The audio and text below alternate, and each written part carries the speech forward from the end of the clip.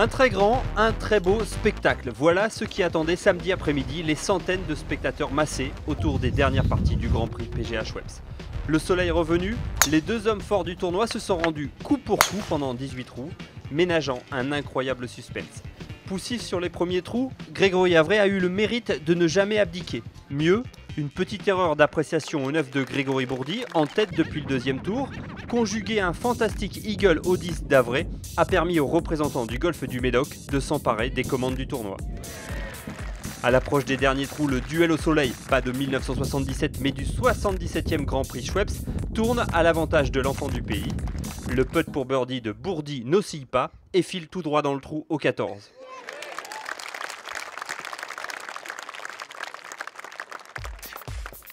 L'ultime tentative d'Havret au 18 ne permet pas aux Bordelais d'adoption d'inverser la tendance. Le triomphe est même total pour Bourdi lorsque ce dernier signe son troisième birdie du retour.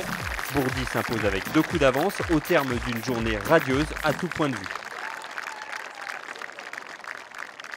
Il y avait tout au rendez-vous pour passer une journée magnifique et comme j'ai déjà dit, c'est vrai que ça a été une de mes... Voilà, ce sera un très bon souvenir golfique à tout point de vue parce que voilà, en dernière partie avec Greg sur le PGA France, faire un mano comme ça, ensemble, mano à mano, on est bon amis, on se connaît bien. Et puis je pense qu'aujourd'hui et hier, on était quand même, on a produit un très bon jeu de golf. Et voilà, c'est toujours super de pouvoir matcher avec des amis comme ça sur un superbe parcours. À presque 31 ans, il les aura le 25 avril prochain.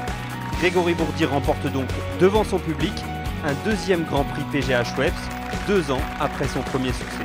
J'ai encore plus, c'est vrai, encore plus d'émotions, de belles choses en tête par rapport à ma victoire d'il y a 2 ans, qui était déjà belle, avec un beau comeback. Mais là, j'ai réussi à tenir toute la partie, avec un client quand même derrière moi, et qui m'est même passé devant à un moment donné. Donc, non, voilà, génial, superbe journée.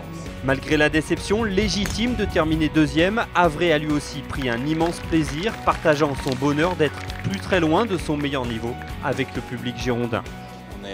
On était tous les deux étonnés de voir beaucoup de monde et beaucoup d'émulation autour de nous.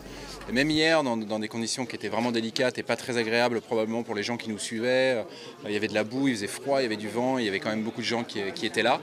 Et ça nous fait plaisir de jouer notamment à la maison puisque bon, lui c'est un vrai Bordelais, moi je suis un Bordelais d'adoption.